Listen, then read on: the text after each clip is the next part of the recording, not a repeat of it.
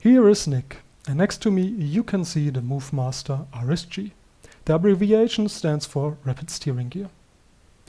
I will show you what's in the box, then I will show you the setup on hardware and software side, then I will show you some example clips while using it, and last but not least I will get around and show you how I modified this MoveMaster to my liking.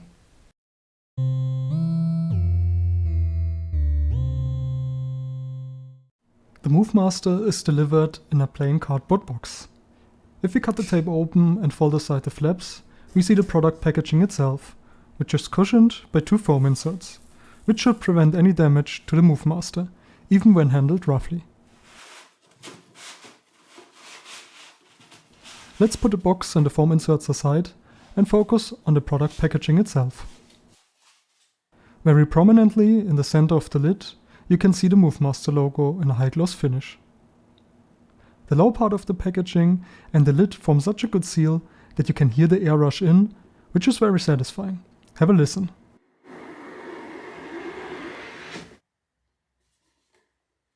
On the inner lid you can see the slogan, "Change the way you play," which, just like the logo on the outside of the box, is very glossy. Check out how the light reflects off of it. Via the finger hole, you can open the lid to gain access to the MoveMaster. Before taking it out of the box, I recommend to get familiar with the handling recommendation on this card. Translated into English, it says to only lift the MoveMaster from the base, not from the handle.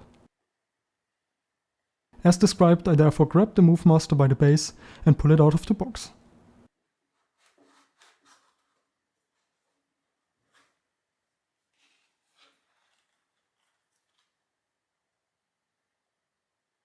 The cable is neatly tucked away below the unit, coiled up and secured by two hook and loop fasteners.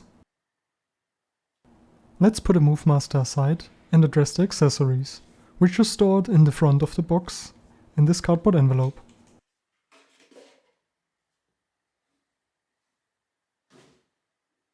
This yellow booklet is the manual, which contains helpful tips for the initial setup and explains how the MoveMaster can be adjusted.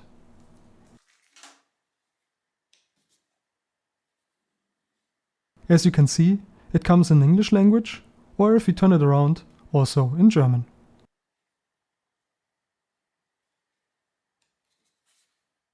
In the first plastic bag I put aside earlier, we can find a spacer, which can be inserted into the handle to increase the distance to the primary keys.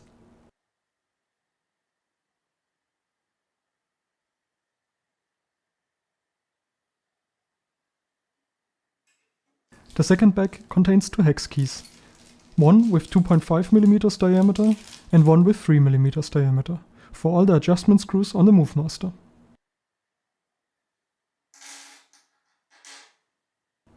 I leave you with an overview of the contents of the box.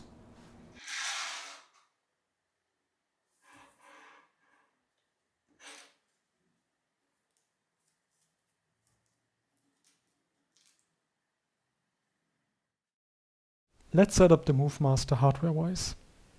As I frequently have shown the MoveMaster to friends and family, I have come up with 3 simple steps to follow, which I advise you to follow, because otherwise you might end up in kind of a vicious circle where you set up one thing and then you have to go back and set up everything once again, because you notice that you also have to change something else. The 3 steps are as follows.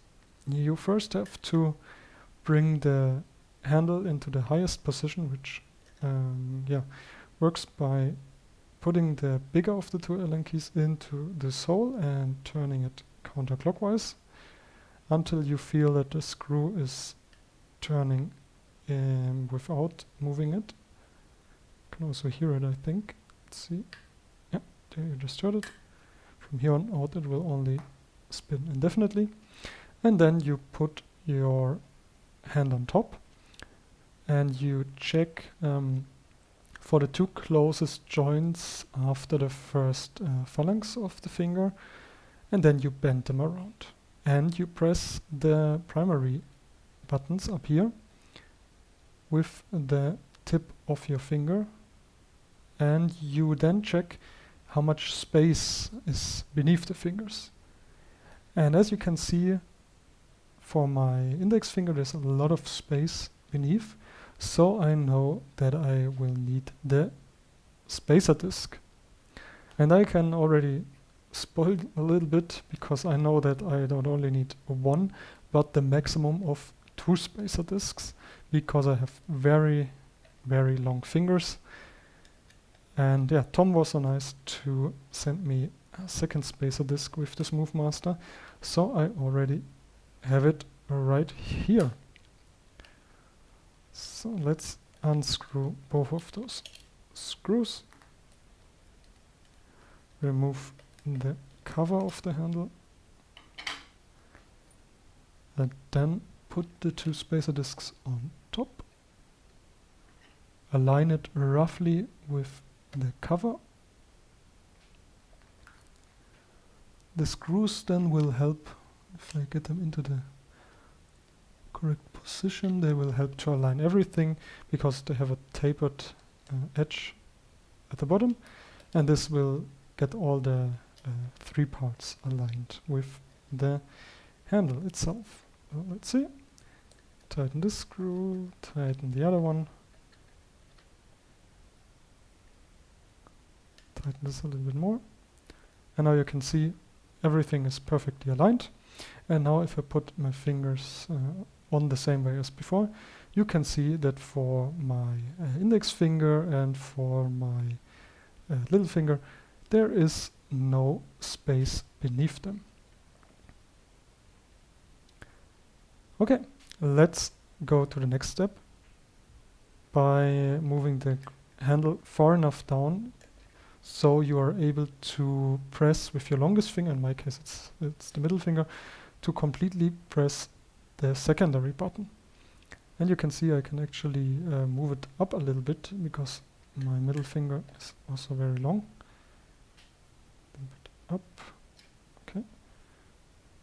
So I can easily press this button completely in every position of the handle, no matter if it's tilted back, forwards, or to the sides. And you can see in this position it works, but with my index finger you can see I can barely reach the button. With ring finger it's all good, but with the little finger you can see no matter how far I stretch it, I can't reach the secondary button. So what I have to do now is to use again the bigger of the 2 Allen keys and untighten the screws, so I'm able to move the buttons, the secondary buttons. Let's see, I have to find it. Yep.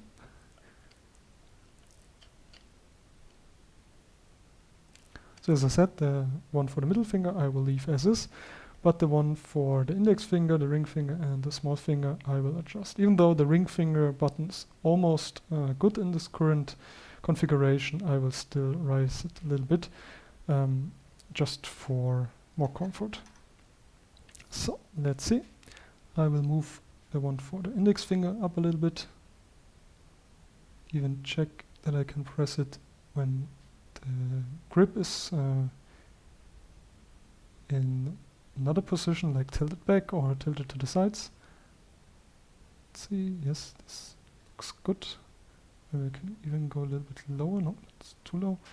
Like here. Hold it in position and then tighten the screw. It's a little bit hard, because I can either show it to you or see it myself, but yeah, seems like I got the screw. Now for the little finger I have to go rather far up. Let's see if I can show you a little bit better, because I can't reach it in the lowest position, but if I move it up I can then reach the button even when tilted back. We have to go a little bit higher. Yes, this is perfect. So let's hold it in position, find the head of the screw. Where is it? There it is. And tighten it. Don't over tighten them, but tighten them a little bit. And as I said, for the ring finger it was almost good, but I still want to raise it a a little bit for more comfort. It simply feels a little bit better in this position. Also tighten that. And now I can press all the secondary keys as well as the primary keys without any issue.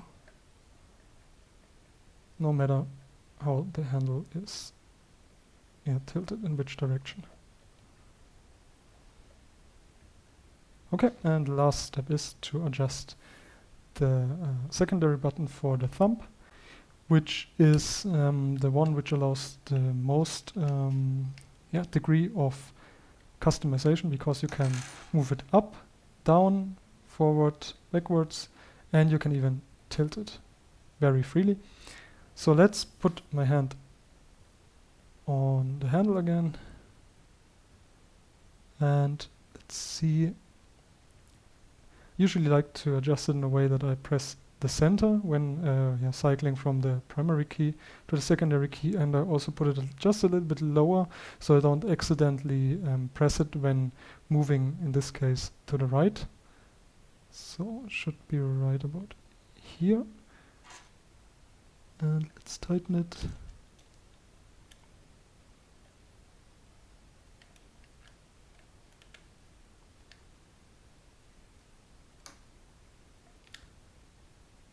Yes.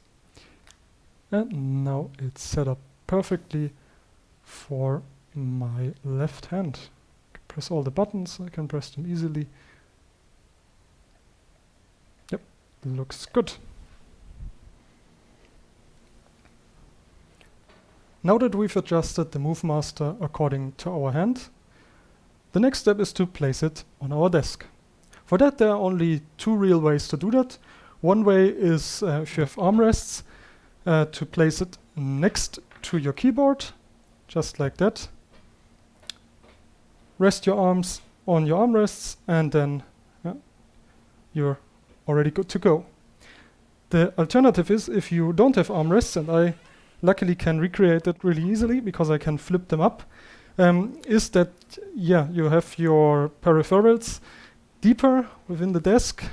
So just move everything a little bit further into the desk, and now again rest your elbow and your lower arm on this side, and again you're good to go. And as you can see, the MoveMaster is not yet plugged in. The simple reason is that I have to crawl beneath my desk, and that I will do off camera. Now that the MoveMaster is connected to the computer, we will continue with the setup on software side. The MoveMaster is immediately detected and, at least for me on Windows 10, shows in the list of connected devices, just like any other connected keyboard.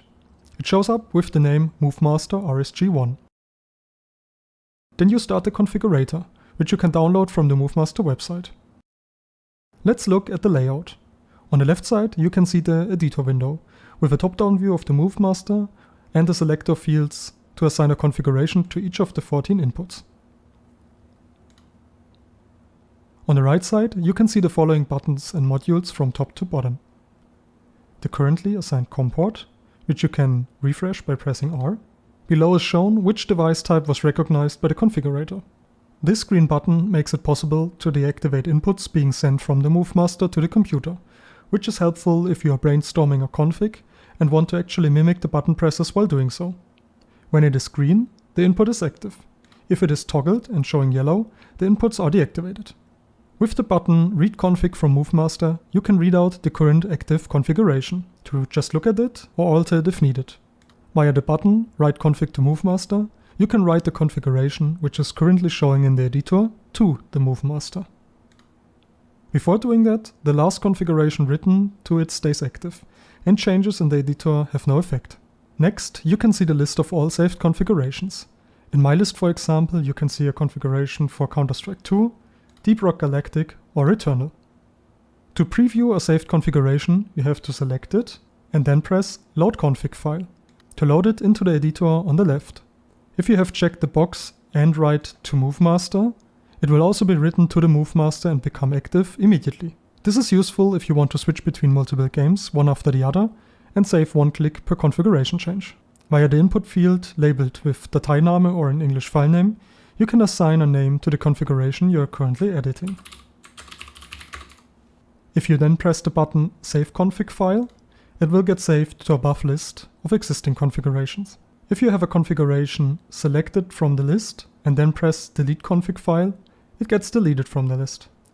At the bottom you can see the current active firmware version, followed by a button to flash the firmware, and at the far bottom you can toggle through the different types of devices. Last but not least, we go back to the left side where you can see the log below the editor window. Here the last performed actions in the session are shown. First I want to show you how loud, or rather quiet, the MoveMaster with the Cherry MX silent red switches is.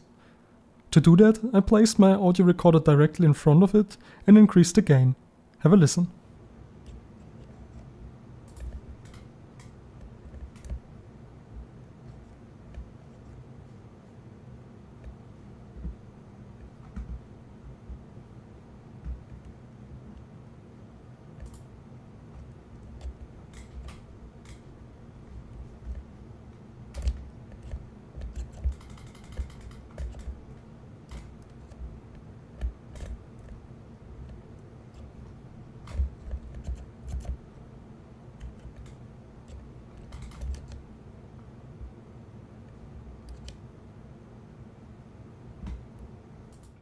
I think we can all agree that the mouse is quite a bit louder than the MoveMaster, even though it is farther away from the recorder. Had I used a quieter mouse, you would have barely heard any inputs, which is desirable if you are recording or streaming gameplay. As you probably already noticed, it is almost impossible, even from above, to see which button I'm currently pressing. Therefore, let's switch to gameplay recordings with an overlay for an easier visualization of the button presses. Just like before, I'm playing the free-to-play shooter, The Finals. My configuration of the MoveMaster is shown in the lower left corner. Let me explain it to you. The movement of the handle is configured to replace WASD and is used to move my character. While the thumb's primary key, I can sprint. The secondary key makes my character jump. Using the index finger, I can reload by pressing R as the primary, or switch back to my primary weapon with the secondary key, in my case the AKM. E on the primary key of the middle finger allows interactions with buttons, doors and other objects. The secondary key lets me grab a frag grenade. While the ring finger, I can place a turret as my special ability assigned to Q, or use the secondary key to pull out an incendiary grenade. The little finger triggers a slide when sprinting, or lets me crouch when I press the primary key. The secondary key will activate the last accessory, a defibrillator to revive my teammates. I also decided to assign two actions to my thumb buttons on the mouse. F to pick up items, or V for melee attacks.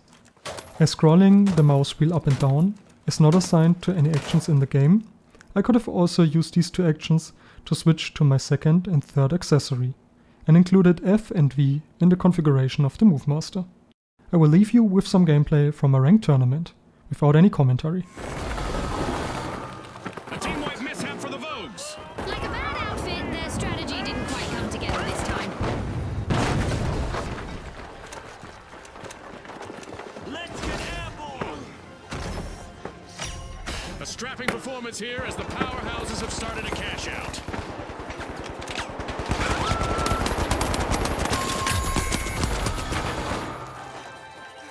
The Vogues are back!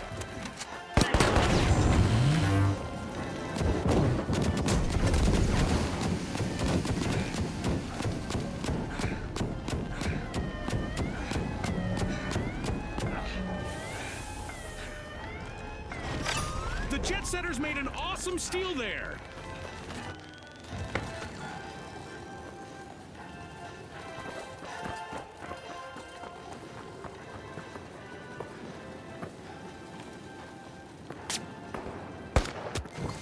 Using pyro grenade.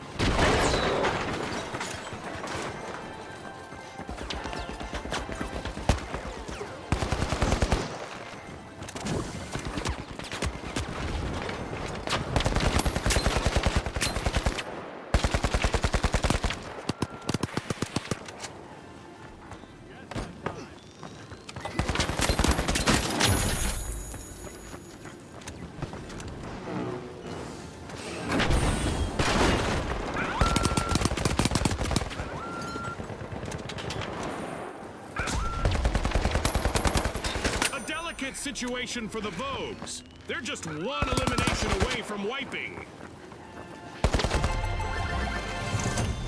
Our first cash out goes to the Jet Setters. Let's see whether they can keep that momentum going. An awkward moment for the Kingfish. Team wiped. They just couldn't slip away from that one. And the Socialites take the upper hand. The Socialites just stole a cash out, leaving their opponents out of the loop. It's in. The Jet Setters make a bold statement with the first cash out of the match. The Socialites are looking to make the headlines. They just completed a cash out. Throwing a frag! Frag grenade out! The Kingfish are re-entering the arena.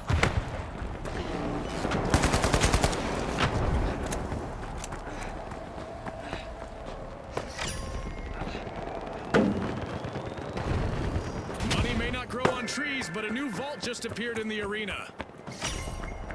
Gonna revive! Cover me! The Jet Setters are probing Vault 3.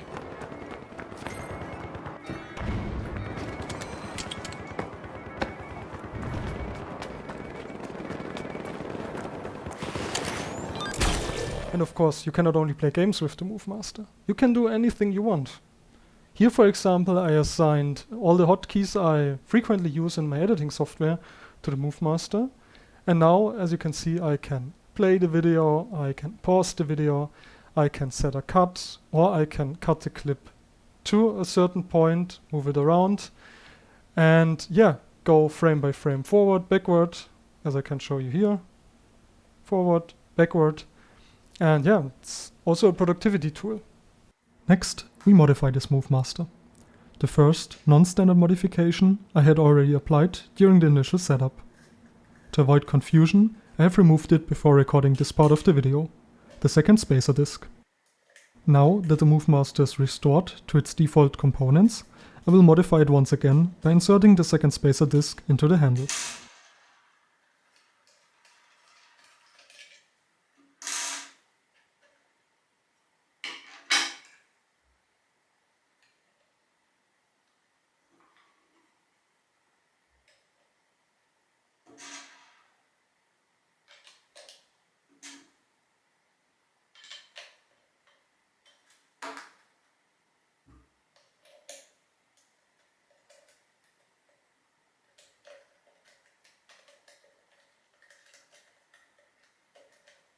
As additional modification, I want to replace the default Cherry MX silent red switches with Cherry MX green switches, which, thanks to the SWA1 hot swap system, shouldn't be a challenge. All in all, you can use any Cherry MX switches, or any compatible switches made by third parties. To gain access to the Cherry MX silent red switches, I'm using a normal keycap puller. Once I'm done with removing the keycaps, I use the switch puller, which for the tool I'm using is on the other end of the keycap puller part. Once a switch is out, I simply grab a Cherry MX green switch and press it on top of the SWA1 base before inserting it back into the slot.